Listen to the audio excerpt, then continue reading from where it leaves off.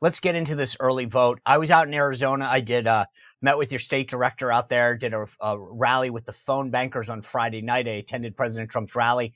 It's amazing for those people who don't live in a battleground state. I live in Virginia. We'll get to Virginia in a minute, but it really is a different world when you're in one of these 7 states. Arizona, electric. There were signs everywhere. People fired up Trump's hats. You name it. It didn't matter. I mean, everybody had a position, but the Trump side in Arizona, I've long maintained these 11 electoral votes. I got asked, I did this rally with the phone bankers there in Phoenix, and someone saying, why do they keep saying Arizona is so important? And I said, it's not just the 11 electoral votes. I said, Arizona should naturally come home to Trump.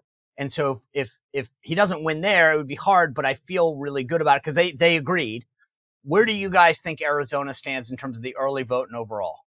I mean, Arizona looks very strong right now. First, let's talk about the baseline. We've talked on this show before about voter registration. We pretty much have the final numbers now. As predicted, we more than doubled our registration advantage compared to 4 years ago. It moved from about 130,000 4 years ago to more than 280,000 now. And then obviously we're starting to see some of that turn up in the early vote with newly registered voters, low and mid propensity voters coming out in strong numbers. And we're actually leading the early vote right now on a partisan basis, which was not the case 4 years ago or 2 years ago. So that's a great sign. And I think Arizona is very enthusiastic. Obviously, there's a very competitive Senate race there as well that I think we stand a very good chance of picking up there with Kari Lake. All signs point to a good evening for us in Arizona right now. But again, we can't take our foot off the gas. And I'll say to my friends in Arizona, turn in your ballot right now. Don't wait. Go vote. Get it in. There's going to be long lines in Arizona on Election Day. We know that. There's a 2-page ballot. There's been a lot written about there in Maricopa County, and it could take a while to vote. So get it done now. Outside of Arizona, people that I know on the right are very bullish on Georgia. I have been a little skeptical of Georgia because of people moving in, because of post-COVID migration down there, some of the other rules changes, some of the turnout in Fulton County. What do you think about where we are in Georgia? I'm very bullish on Georgia. Georgia looks really, really good. Again, in the early vote, we have really overperformed relative to 4 years ago or 2 years ago. And historically, the Democrats, the couple weekends before the election in the South, they have a big mobilization effort, as you know, which they call Souls to the Polls, which really focuses on turning out base Democrats, particularly in Black communities. Those have come and gone. They did not significantly eat into our share. In fact, they didn't perform all that well. Those are historically Democrat strengths. And as we move towards Election Day is historically not a strength of the Democrats. It's our strength. So we're really running a little bit ahead, I think, right now in Georgia, which is a huge shift, like I said, from 4 years ago or 2 years ago. The Black share of the vote is down, which of course disproportionately favors us in that, such a high percentage of Black voters relative to the electorate as a whole are going to support Kamala Harris. But they're cross-pressured with that too, because not only is that share down, but President Trump is going to have a historic share of the Black vote in all the states, and particularly Georgia. So they've got a lot of things working against them in Georgia. We've got a lot going in our favor. And again, the early voting just looks really, really strong there. So I'm very optimistic. I talk a lot about the role that third parties played in both 2016 and 2020. It was the libertarians who kind of were the spoilers for President Trump in Georgia in 2020. Are you concerned at all about the role of third parties in Georgia? I think President Trump is in a perfectly strong position to win, despite there being third-party candidates. Look, obviously, internally, we look all the time at the two-way ballot and the multi-way ballot, depending on the configuration in each state.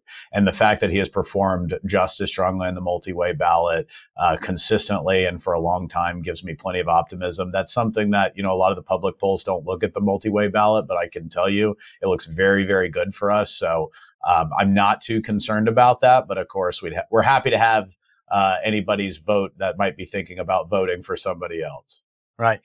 North Carolina concerns me because of the support that President Trump had in those western counties that were affected by the hurricane.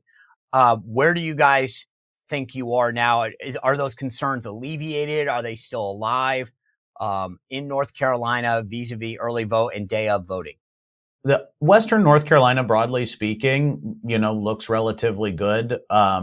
Sort of comparing its early vote performance compared to the rest of the state and using that as a gauge of sort of ultimate turnout and accessibility. For the most part, it looks good. I will say in Buncombe County, which incorporates Asheville, the Democrat board there, I don't think has provided a proper amount of voting access to the rural Buncombe County voters, which of course disproportionately favor President Trump. So they should open more early voting locations away from downtown Asheville. We've been pressuring them to do so because all these voters, and they've had so much taken from them already. I mean, they just went through this life altering event, and now to not give them voting access is a real concern. That said, I think our voters are still going to show up. They are showing up. It's not that they're not turning out in Buncombe County or just a couple of counties we're watching. It's just that, turnout is down there slightly, and not just for us, for them too. So, broadly speaking, I think we're in good shape. We're still sort of county by county fighting it out where we want to bolster the numbers a little bit, or in that case, something that we did not like the decision that they rendered. But broadly speaking, I'm pretty confident with where we are in North Carolina. And again, looking at the statewide numbers, we're beating them in the early vote. That's not happened before. That's amazing to me, right? I mean, I think Democrats are trying to use the excuses. When I was at the RNC, we always would talk about cannibalizing election day voters, getting the people who those 404 voters, high propensity voters, to vote early, which is what Democrats had done.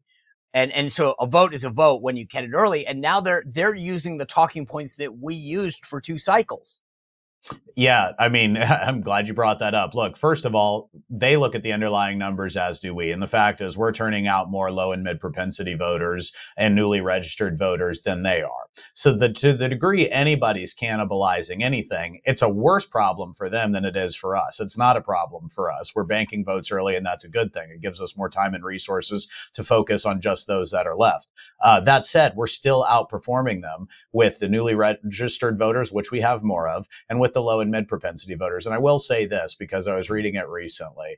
And I'm not, denigrating the Mitt Romney campaign here. I'm just stating a fact as a parallel. All throughout Obama doing very well in early voting back in 2012, 12 years ago, there's a lot of commentary from the other side, from the Romney campaign, that, well, they're just cannibalizing the election day vote. And obviously we know how that election turned out. So I would submit that a lot of the talking points I hear coming from the Harris campaign right now is the spin you start to try to do when you don't have real good news, and it usually portends a bad election night for you. But again, I'm not taking anything for granted. Right. There's still time, so we got to run through the finish line. No, I may have used one or two of those talking points in 2012, and that's why I get such a kick out of this, that they're using what we were using as excuses in 2012 to say, well, they're just cannibalizing this, when in fact they were getting their folks out. Let's move back out west for a second. Nevada's always been one that everybody has cautioned beyond. I think you and I spoke about this last time, where they're like, Sean, it's Lucy in the football. But James, the numbers in Nevada are unbelievable. I mean, you guys are putting up unreal number, both registration, but now early vote, both in Washoe, which is where Reno is, in Clark County, a massive amount of the vote, Clark County, where Las Vegas is. Is this by design? Like, I'm looking at these numbers, and everybody from the far left to the far right is going, what did you guys do in Nevada to get this kind of turnout? Of course it's by design. And look, I mean, Nevada is, what you're seeing there is, again, that the electorate has compressed, in our direction in terms of partisan registration share, which we talked about, again, and I'll reemphasize it because it's such a great number. There's 87,000 more Democrats than Republicans in Arizona 4 years ago. Today, that number's down to, I have it in front of me here, I think about 11,000. That is just a huge cut against them. We're almost keeping pace with them in Clark County specifically on raw returns. It's possible that we will overtake them. And then obviously we're running up the score in the rurals. You mentioned Washoe. We're doing well there as well. Look, we have been pushing our folks to vote early. President Trump has been pushing our folks to vote early. We're seeing the returns come in strong. And look, I think our people are really excited to get out and vote for him. They want to do it, sort of immediately. Look, some people still want to vote on election day, and that's okay. But we're seeing a lot of enthusiasm, and in early voting is where the rubber starts to meet the road. Everyone can express equal enthusiasm to vote for their candidate in polls and all of these sorts of things. But right now we're in what I call the real world test. And in the real world right now, Republicans are showing all of the signs of wanting to get out and vote for President Trump and vote for their candidates. And the rubber meeting the road for the Democrats looks like they might not be as enthusiastic about supporting her. So you either believe that they're going to turn this all around and they're going to do something that they normally don't do, which is perform well on the back end and somehow beat us, or this might be trending towards not a great night for her. Obviously, I know what I think, but I also know how I have to run and work, and my job is to run and work like we're getting our clocks cleaned. The good news is we're not, and everything else that we put into it will just help ensure our victory on Election Day. I'm telling you, if Arizona, it's a shame they're in the West, because I'd love to see those guys come in early just as a boost of confidence. Let's move out to the blue wall. Let's start with Wisconsin. That thing seems like it's really tightened up. I know polling is tight there. Everybody always says it's difficult because of the lack of data on the voter rolls, at least for the public polls. Where do you guys think Wisconsin is now? I saw Brett Favre come out for President Trump. That's got to be huge. He's iconic in Wisconsin. Where do you guys feel that state is now? Well, my guys in Wisconsin tell me they're pretty sure we've got it locked down. So I trust my team out there, and I'll tell you, they've actually worked the last two elections out there. Actually, the 2016 election, the Ron Johnson campaign, and the 2020 Trump campaign. They know Wisconsin. So when they're telling me that's how good they feel on the ground, I feel good. But looking at the numbers, okay, as you said, it's a tough state to pull. All of those caveats apply. It's a very high turnout state, not lots of low-hanging fruit. These people vote.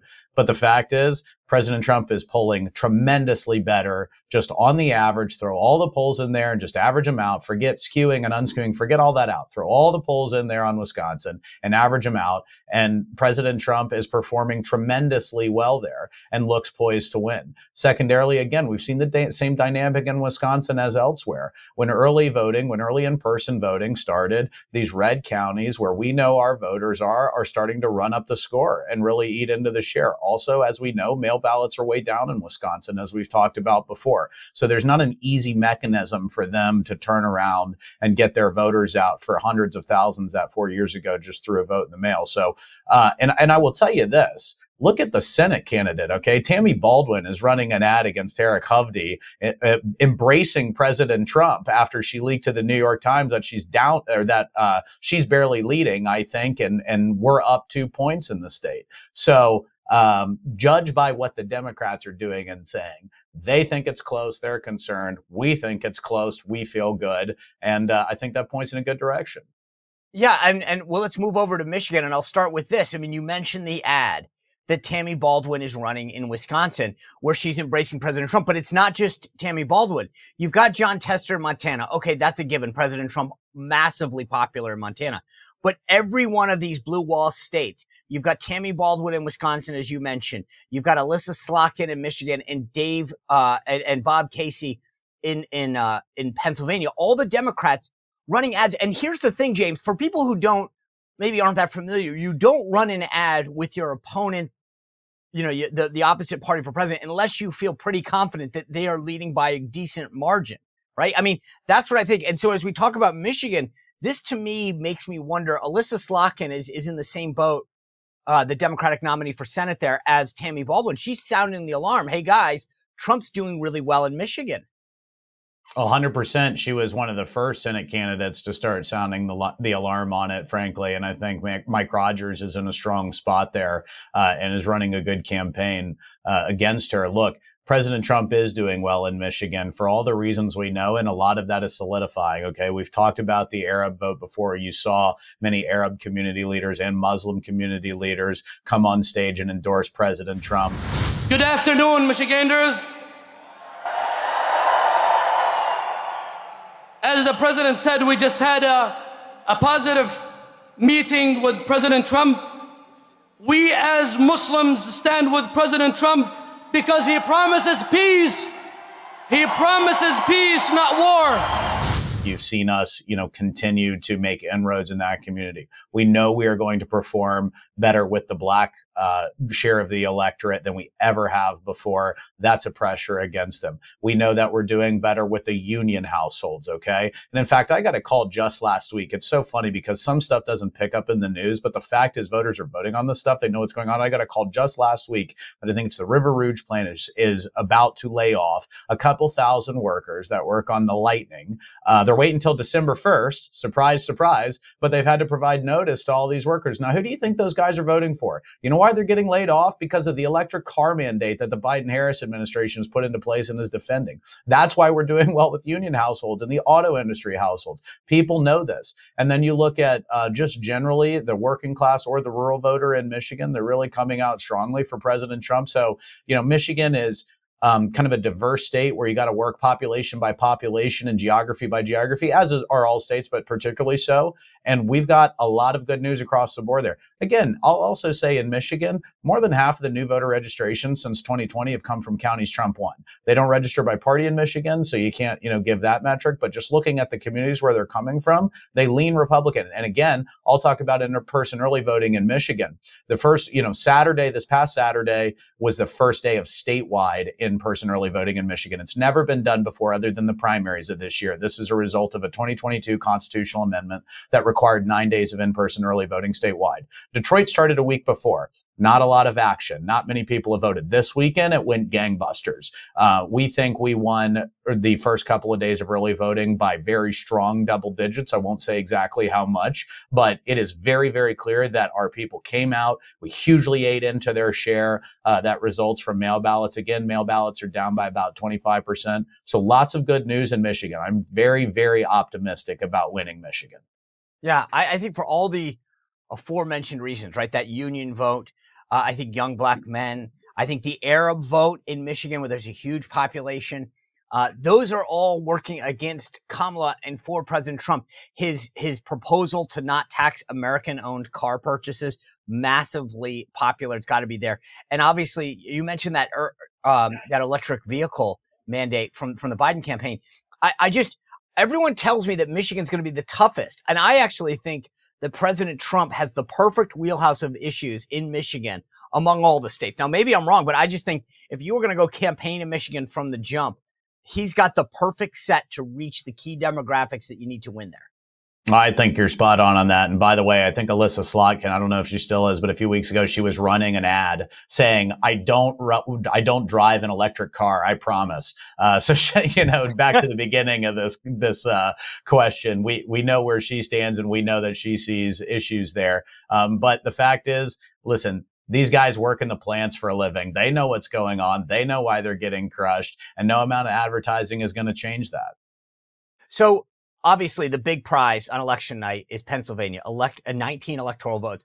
Both sides seem to be spending a boatload of cash there. Here's an interesting stat that I came across this morning that says the percentage of voters in Allegheny County, PA. This is out west. This was actually the big county, the Democrats. There's always talk about Philly, but it's been Western PA last cycle that really delivered for Joe Biden. It says the percentage of voters in Allegheny who voted only on election day prior to 2024, Republicans 72%, Democrats 33%, independents 55% of them. And then they talk about the cannibalization factor of how many of those groups voted early.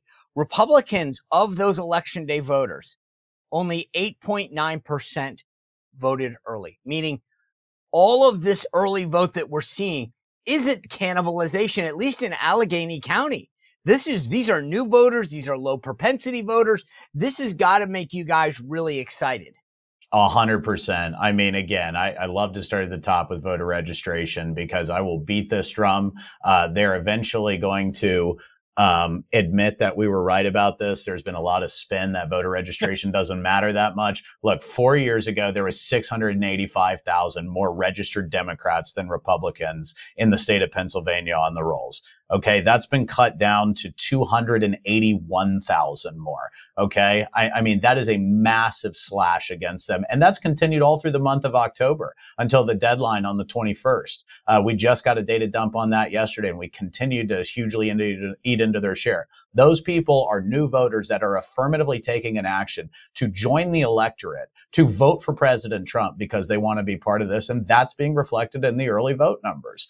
You're seeing it not just in Allegheny County, but you're seeing it across the state. And again, this state has shifted just on the registered electorate alone 3 to 4 points to the right since 4 years ago. And now they're coming out. And again, as I say, we can measure what we can measure right now. What we can measure is people are voting. We know we're running 20 plus points ahead of where we were at the same time 4 years ago or 2 years ago on our partisan share of the returns. We know we're turning out more low mid propensity voters than theirs. And in that, and I include newly registered, and we have more newly registered than they do to work with. And we have more mid and high left. So look, I think they got real problems in Pennsylvania. I think we are, once again, absolutely headed on the right trajectory there. I don't want to take anything for granted. Plenty of work to be done. Today's the last day of early in-person voting in Pennsylvania. I expect to win that big, and then it'll all kind of shut down other than mail ballots until next Tuesday. But everyone should feel very, very good about the state of affairs in Pennsylvania. And as you said, it's really the whole ball game. It's for all the marbles.